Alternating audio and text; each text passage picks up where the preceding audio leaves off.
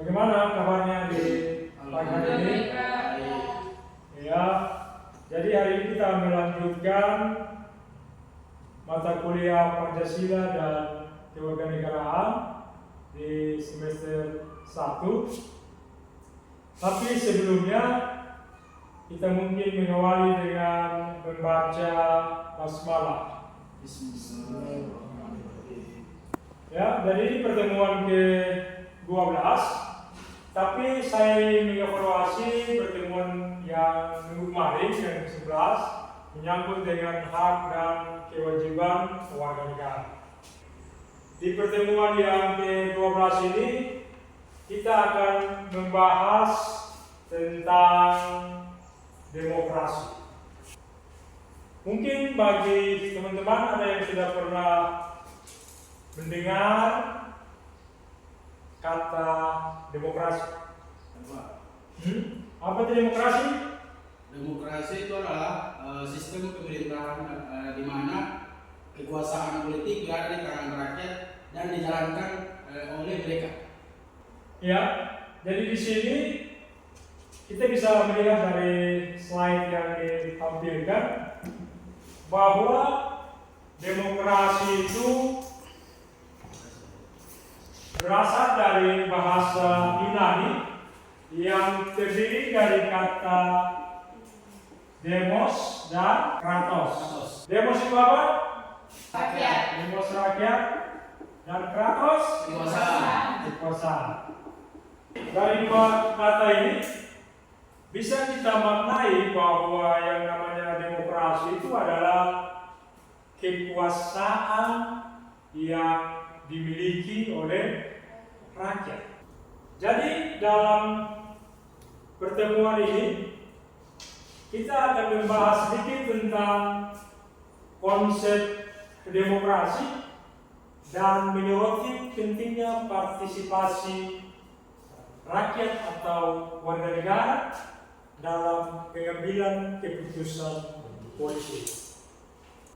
Jadi ada berbagai macam pengertian tentang demokrasi. Kalau Anda membaca buku-buku tentang demokrasi, itu banyak sekali para pemikir-pemikir atau tokoh-tokoh yang memberikan pengertian tentang demokrasi. Tetapi yang ingin saya bahas di sini, saya mengambil 4 ahli atau tokoh. Yang pertama dari Abraham Lincoln. Abraham Lincoln ini adalah mantan presiden Amerika. Dia menyatakan bahwa demokrasi itu adalah sebuah sistem pemerintahan yang mana pemerintahan itu dari rakyat, oleh rakyat, dan untuk rakyat. Sedangkan Aristoteles dia menyatakan bahwa demokrasi sebagai kebebasan warga negara. Selanjutnya Joseph Schumpeter dia menyatakan bahwa demokrasi itu adalah sebuah sistem yang dimana para elit berkompetisi untuk bisa mendapatkan kekuasaan politik. Dan menurut C.F. Strong, di mana dia menekankan tentang sistem perwakilan ini. Ketika Anda dilibatkan di dalam memilih pemimpin, Anda harus tahu untuk apa Anda memilih mereka, ya kan? Kalau Anda memilih DPRD itu tujuannya untuk mereka memperjuangkan kepentingan Anda. Kebutuhan di masyarakat itu apa mereka memperjuangkan. Begitu juga Anda memilih kepala daerah. Nah, sampai ke tingkat teratas Anda memilih presiden, ya kan? Tujuannya adalah bagaimana agar mereka bisa memberikan pelayanan terbaik kepada rakyat. Makanya tadi itu Abraham dia bilang itu kan, demokrasi adalah pemerintahan dari rakyat, oleh rakyat, dan untuk rakyat. Jadi pemerintahan dibentuk, Anda memilih mereka untuk memimpin itu, tujuannya untuk memberikan yang namanya pelayanan.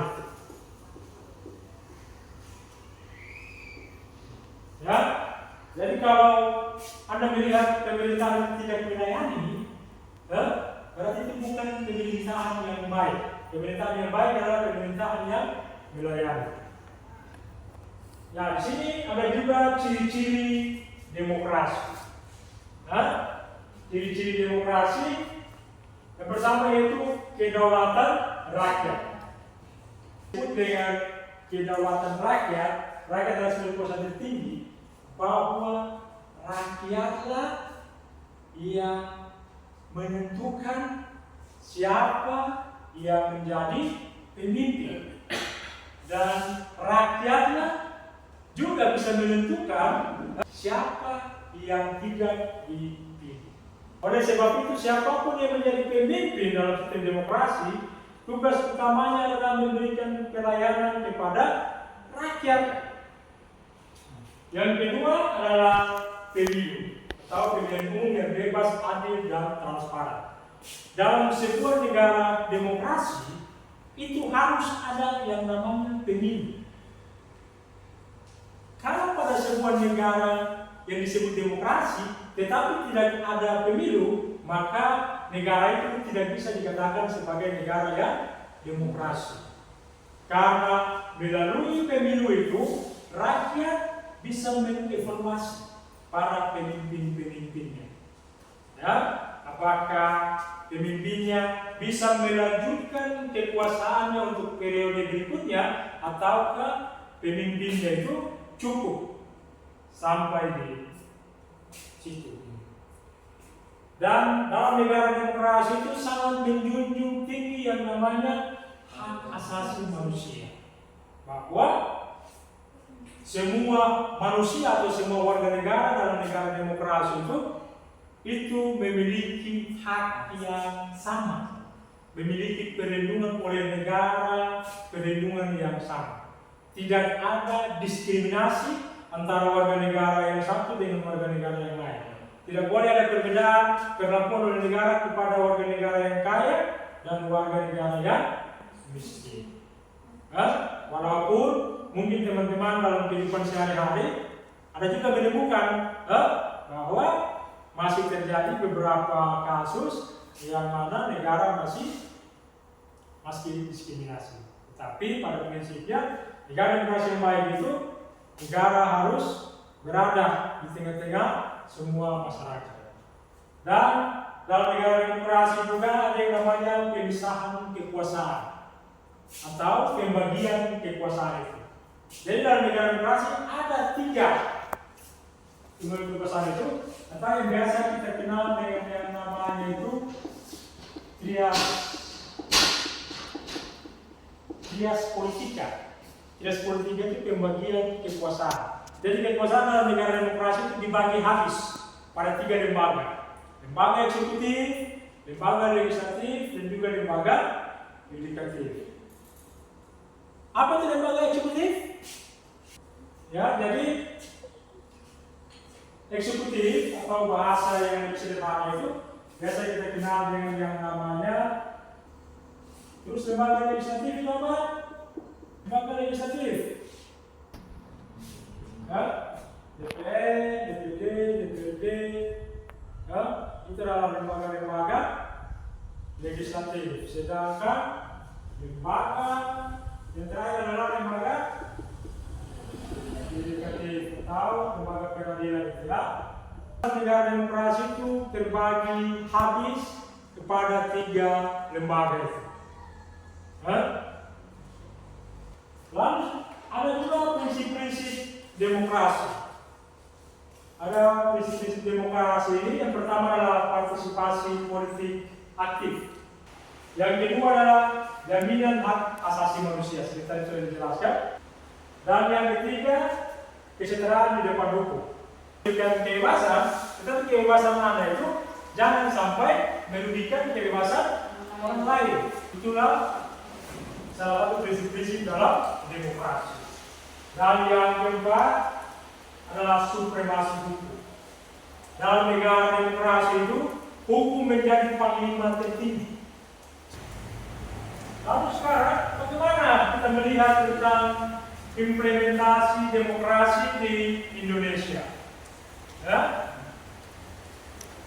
Bahwa Indonesia di dalam mengimplementasikan nilai-nilai demokrasi itu, mulai dari nilai tadi kebebasan, kesetaraan, bisa tercermin dari bagaimana kita melakukan pemilihan secara langsung. Kita diberikan kesempatan untuk memilih mulai dari presiden kita secara langsung, gubernur kita secara langsung, bupati dan wali kota kita secara langsung. Sampai pada kita memilih kepala desa kita juga secara langsung. Yang kedua, ada nilai-nilai yang kita tumbuh dan berkembang di sini, yaitu nilai-nilai musyawarah untuk mufakat. Namun, yang perlu diingat juga bahwa demokrasi ini yang seharusnya tujuan yang ingin dicapai dari demokrasi ini adalah bagaimana rakyat atau warga negaranya ini menjadi sejahtera. Tetapi yang bisa kita lihat hari ini masih banyak warga negara kita atau warga negara Indonesia ini yang masih hidup di bawah garis kemiskinan. Masih ada kesenjangan sosial yang begitu besar antara warga negara yang kaya dan warga negara yang miskin. Itu yang menjadi tantangan ke depan untuk bagaimana negara bisa menyelesaikan persoalan-persoalan itu. Tapi demokrasi pada prinsipnya tumbuh dan berkembang mengikuti perubahan sosial yang terjadi di tengah-tengah masyarakat. Sampai di sini ada yang ingin bertanya? Ada yang ingin bertanya? Ya, silakan. Ya, baik, terima kasih Pak. Langsung saja ingin diketahui bahwa demokrasi merupakan suatu gagasan yang mengutamakan kesetaraan hak dan kewajiban bagi seluruh warga negaranya. Yang saya mau tanyakan, seperti yang kita ketahui, ada banyak kasus korupsi di negara kita. Apakah hubungan antara kasus tersebut dengan demokrasi Pancasila? Dia bertanya tentang bagaimana dalam sistem demokrasi Pancasila yang diterapkan di Indonesia, tetapi masih ada kasus-kasus korupsi di dalamnya. Sedangkan di dalam Pancasila itu dimulai dengan ketuhanan yang Maha Esa, ya kan? Nah, ketuhanan yang Maha Esa. Berarti ada yang masih melenceng, di mana implementasi dari Pancasila dalam kehidupan sehari-hari kita ini masih terjadi ketimpangan. Jadi sekali lagi bahwa dalam negara demokrasi Pancasila yang kita anut sudah sangat jelas memberikan batasan tentang yang wajib dan yang tidak wajib. Dalam artian bahwa dalam sistem negara Pancasila ini sudah seharusnya negara itu harus menjauhkan dirinya dari yang namanya korupsi. Jadi kita ketahui bersama bahwa seharusnya semakin tinggi tingkat pendidikan seseorang, maka semakin baik pula kepatuhan dia terhadap hukum. Oleh sebab itu sekali lagi, untuk menghindari atau meminimalisir hal seperti itu, maka salah satu cara yang paling efektif adalah penegakan hukum yang benar-benar adil hingga bisa memberikan efek jerak. Itu pada pendekatan penindakan. Tetapi yang harus kita kuatkan adalah pada tahapan pencegahan. Bagaimana kita bisa mencegah agar perbuatan-perbuatan itu tidak terjadi.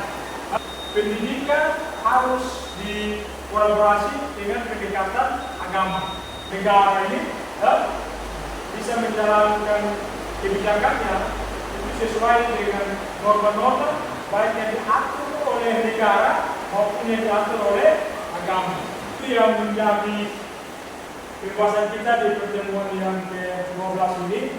Jadi teman-teman untuk memperkaya sasana keilmuan dalam proses perkuliahan ini, terutama menyangkut dengan materi-materi yang telah dijelaskan, bisa mencari referensi-referensi, ya, bisa melalui buku-buku cetak walaupun keterbatasan dalam mengakses atau mendapatkan buku cetak bisa melalui internet.